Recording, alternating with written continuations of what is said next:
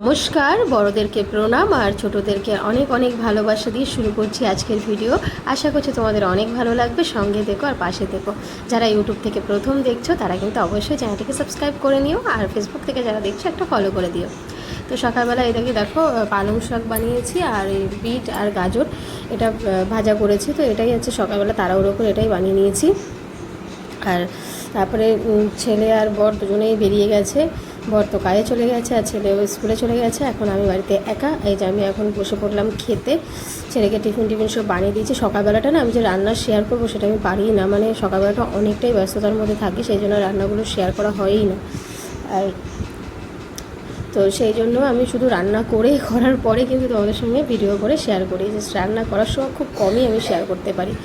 যাই হোক, এখন না গায়ে রক্ত অনেক কমে গেছে। এখন একটু বিট গাজর খেতে হবে, শরীরের দিকেও একটু ধ্যান দিতে হবে। সারাক্ষণ তো কাজ করলে হবে না, তাই না? ফোনে এত কাজ করতে করতে মানে রাতে যে ঘুমাই না এই জন্য তো অনেকটাই সমস্যা হয়, শরীরের অনেক ক্ষতি হয়। বুঝতে পারি ক্ষতি হয়, কিন্তু ওই যে বললাম নিজের লক্ষ্যে পৌঁছাতে গেলে তো একটু তো নিজের ক্ষতি, মানে এইটুকু ক্ষতি মেনে নিতেই হবে, তাই না?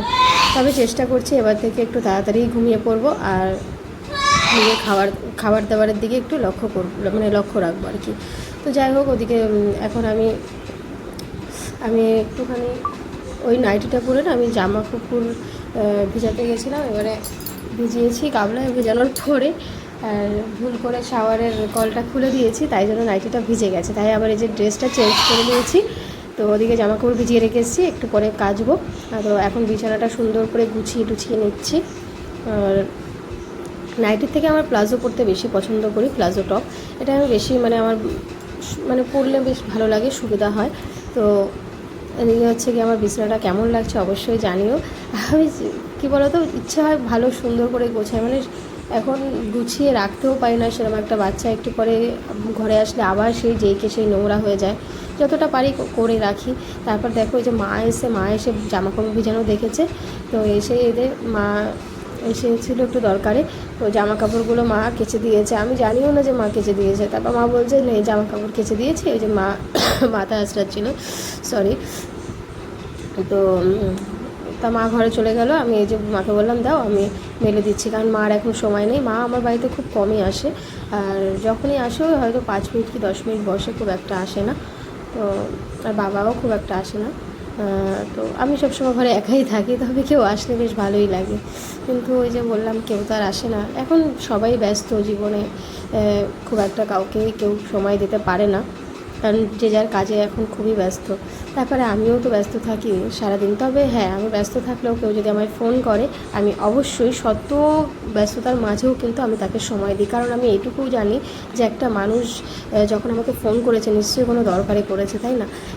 তো যাই হোক, এদিকে দুপুরবেলা কাকে দিয়ে গেল কচু দিয়ে মাছের মাথা দিয়ে তরকারি। তারপরে গেছিলাম বাজার থেকে এই যে ফুলকপি, ধনেপাতা, তারপরে শসা, কাঁচকলা, লেবু, রসুন, কাঁচা লঙ্কা, যেহেতু আগের দিন এনেছিলাম বাজারটা, সেই জন্য আর আজকে আর খুব একটা কিছু আনিনি। আর এদিকে ভোলা মাছ এনেছে, এগুলো সামুদ্রিক ভোলা, এগুলো এখন সাফাই করব। তো আর লঙ্কার বোটগুলো ছাড়িয়ে রাখবো, এই যে বাটি রেখেছি। আর এখন যে ভিডিওটা দেখতে পাবে, মানে আমার ফোন কেনার ভিডিও, এটা কয়েকদিন আগের ভিডিও। বিছনা চাদরটা দেখেই বুঝতে পারছো, কারণ কয়েকটা দিন আগের ভিডিও এটা।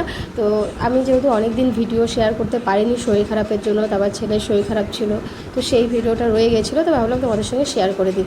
তো আজকে জানো তো, কথায় আছে না যে নিজের লক্ষ্য পূরণ করার জন্য, এই ফোনটা শুধু আমার, মানে শুধু ফোন নয়, এটা হচ্ছে আমার লক্ষ্য পূরণ করার একটা, মানে এগিয়ে যাওয়ার একটা ধাপ যে বলতে পারো। কারণ যে ফোনটা দিয়ে আমি ভিডিও করতাম ওটা কোয়ালিটিটা অত ভালো ছিল না, তবে ওই ফোনটা দিয়েই কিন্তু আমি প্রথম ভিডিও করি।